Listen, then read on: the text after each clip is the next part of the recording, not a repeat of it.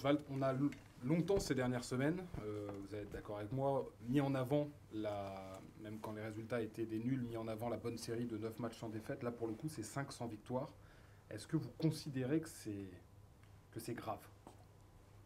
Bah alors c'est vrai que quand tu es dans une série d'invincibilité, on va insister sur le fait que c'est une série d'invincibilité, mais quand la bascule se fait après des matchs nuls sur une défaite, c'est logique de regarder le nombre de matchs en victoire. Donc forcément, on passe d'une série à une autre, et d'une qu'on pouvait considérer positive, même si en termes de points sur le dernier match, elle ne l'était pas, à une qui pour le coup est négative.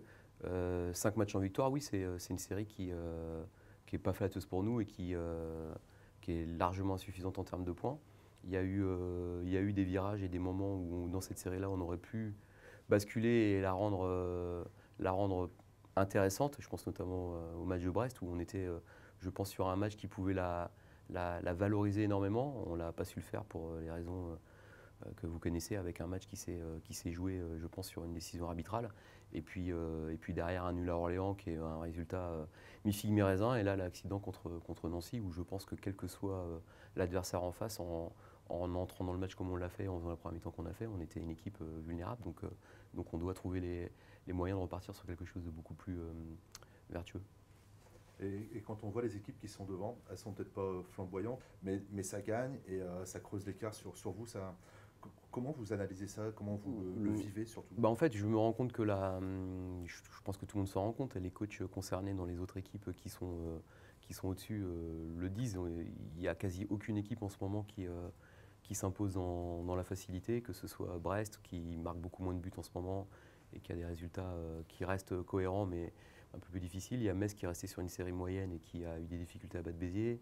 Lorient qui gagne toujours avec un but d'écart et qui a des matchs aussi qui sont compliqués. Le Paris FC qui a du mal chez lui. Donc en fait, toutes les équipes du haut de tableau en ce moment sont dans des périodes où leurs matchs ne sont plus aussi flamboyants qu'ils ne l'étaient, mais il y a des résultats pour certaines, pas tous, parce qu'on voit que Clermont, Grenoble, Niort, il y a beaucoup d'autres équipes qui ont aussi lâché du lest, alors qu'il y a encore que 3 ou 4 semaines, toutes ces équipes-là, on était tous ensemble.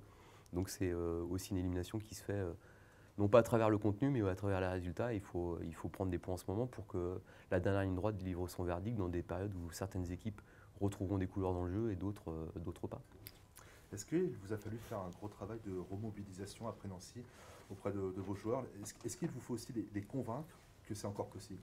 Est-ce qu'il y a ce travail-là à faire? Non, les convaincre que c'est encore possible, c'est pas de ce domaine-là. J'espère que le groupe dans son ensemble et les joueurs individuellement ont la même croyance que moi, savoir qu'une série nous remet dans le tempo, mais je sais qu'ils le savent puisqu'on l'a déjà fait et qu'on est capable de le faire.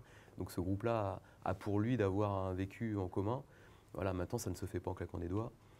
Le travail qu'il y a eu à faire, c'est d'abord un gros travail de debriefing qui a été beaucoup plus long et beaucoup plus profond que ce qu'on fait d'habitude, parce qu'on avait besoin de parler après ce match-là, et on avait besoin de comprendre, et on avait besoin aussi d'avoir des explications. Et maintenant, les joueurs ont beaucoup de respect les uns avec les autres, mais il faut que ce respect-là débouche sur quelque chose de plus intéressant sur le terrain, parce que la semaine dernière, on s'est tous emmerdés. Voilà, et la première mi-temps, elle est trop mièvre. C'est pas suffisant de jouer comme ça pour battre le 20e, et j'ai envie de dire, c'est pas suffisant pour battre le 20e de Ligue 2, mais ça serait une autre équipe d'une autre division en dessous, ça serait pas suffisant non plus. Il y a des ingrédients qu'il faut mettre, et dans ce match-là, on les a pas mis, et on a évidemment regardé, discuté, essayé de comprendre, parce que je pense que c'était mental, mais mentalement, on a très mal abordé le match.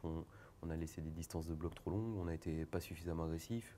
On a bougé les uns après les autres, il n'y avait pas de mouvement, trop peu de qualité technique, et puis en plus 16 tirs, 3 cadrés. Bon, pour gagner un match à domicile, c'est très largement suffisant. Donc il faut que certains joueurs, le moteur, remettent le curseur au bon endroit, et qu'on ait des joueurs qui nous retirent vers le haut.